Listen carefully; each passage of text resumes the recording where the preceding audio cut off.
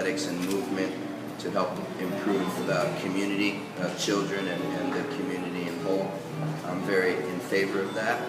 My insights would be that, first of all, fitness is a component of a healthy lifestyle. So part of being healthy is to have good, healthy function of the body, of the joints and the muscles, good function of the brain, good function of the body.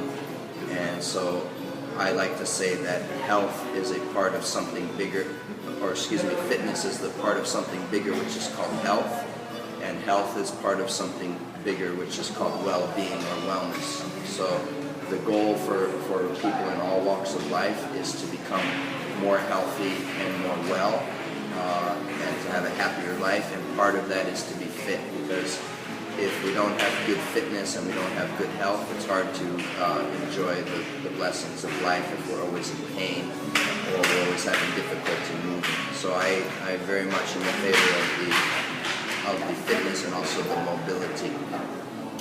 In terms of as it relates to the children are natural athletes, and when we're born, if you look at children just moving around with no training at all, they're just playing, they have very natural athletic qualities. They can squat and they can jump and they can stretch, and they don't require any training to do that. It's just part of our normal condition. And what happens, unfortunately, in the modern world is as we start getting older, many people lose that basic function because we're spending too much time sitting in desks and sitting in computers and working in cubicles, and not enough time moving our bodies throughout all planes of motion. Yes, and all the technology, which has a lot of benefits, but if we don't balance that out with just natural movement, we develop imbalances and restrictions in our range of motion. So there's a need to campaign like what PKC is doing, is helping to educate the general population. Of course, it makes sense to start that with the children so that they can develop good habits that can last them through their lifetime. So I'm a proponent of that, and I think that the governments of different countries, such as the Philippines, if we have the right information, it doesn't require a great investment of funds, because the funds really need to go towards education, towards educators like yourself and Nico and Ronnie and the team of the PKC, people that have good education that can go out and teach people how to move without having to have fancy gym memberships or having all these machines that take up a lot of space and cost a lot of money. Just using kettlebells and using the body, we can educate people on just how to move better, feel better, and perform better. So that's a great cause that I'm a big believer in as well, and I'm very supportive of. That's great, that's great. So what could you consider foundational stages for developing great athletes? Well, that's a very good question. First of all, we have general characteristics, and there's also specific characteristics. So when you're talking about athletes in a given sport, like a great sport like basketball, which I know is very popular in the Philippines, those athletes have to have specific skills. They have to be able to shoot the ball and pass the ball and play defense. So those are specific skills to the sport. So that's one type of athletic ability. But the other type of athletic ability is general athleticism, which applies to all people. So foundations would be, first of all, gait, which is locomotion, walking, skipping, running, learning to use the body and shift the body from side to side. That's a fundamental movement. Developing symmetry between the right and the left halves of the body so that we don't have imbalances where one side is much weaker than the other. Another basic foundation is just the hip action, learning how to flex and extend the hips, or learning how to bend and extend the hips, bend and extend the knees. That's using basic movements like getting into a chair and getting out of the chair, or even going to the bathroom. So you always have to use your hips to sit and to stand. You have to use your gait to move. Those are very fundamental.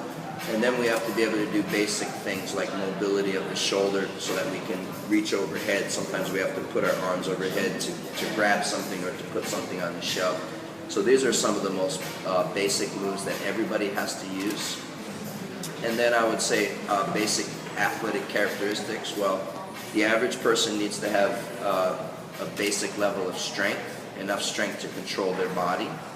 It doesn't mean they have to be a power lifter that can move massive loads, but they have to have enough strength to control their body and to stabilize the joints in the socket so they don't get injured. Endurance is very important. We have to be able to sustain our efforts. So someone that has a manual labor, like a construction worker or someone working in the field, they have to be able to work for many hours in a day. So they need endurance and stamina. Probably just as important as the stamina, endurance, and strength is range of motion. That's a huge one. Children have it naturally, but more and more children at a younger age are starting to lose that, I think, because a little bit too much on the computer games, a little bit too much TV, not enough playing around. Unfortunately, many of the schools do not offer physical education, or if they do, it's on a limited basis. So we have to find solutions that children can do in their own home or just outside where they can move their body.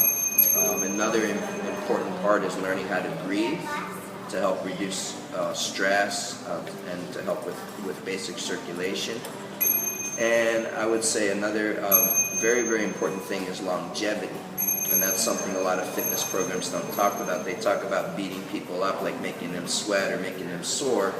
But you have to have longevity because we're not always going to be 20 years old or 30 years old. When we are 40 and 50 and 60, we need to have programs that we can also still utilize in our older years.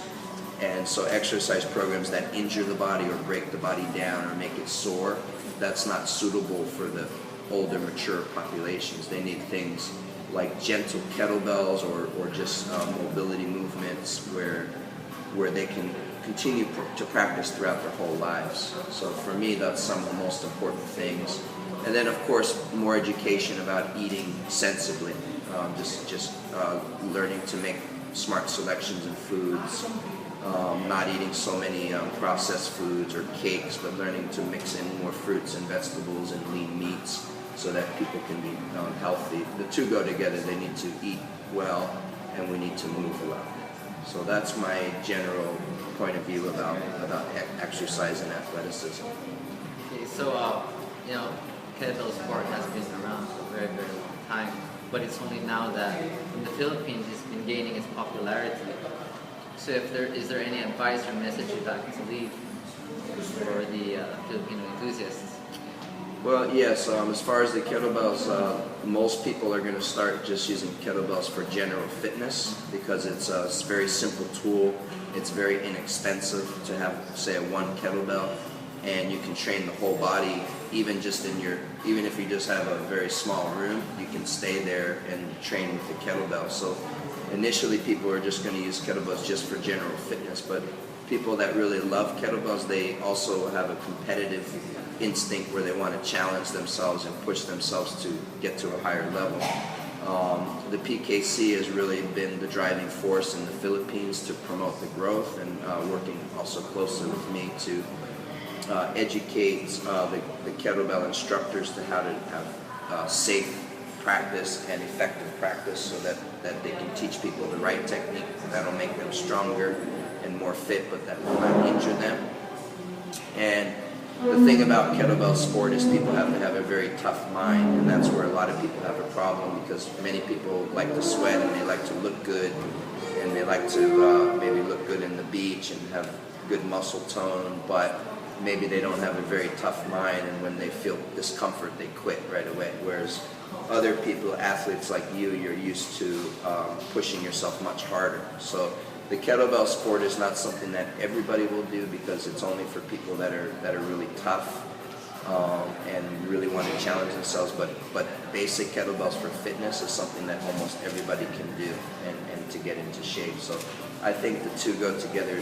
General fitness, kettlebells for the masses, which is basic fitness, and then for the really serious people that love a challenge, the kettlebell sport is a great way to do that as well. And it's basically you're training many qualities at the same time, and that's what's so great about it, because you're not working just strength or just endurance. You're working strength, you're working endurance, you're working power, and you're working flexibility, balance, and coordination. So you're working many athletic characteristics all at the same time.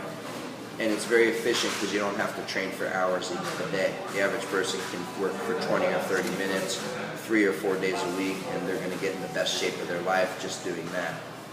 That's great. That's good. Thank you very much. Oh, my Thank you for pleasure. your time. Thanks for inviting me out. It's a pleasure to see you.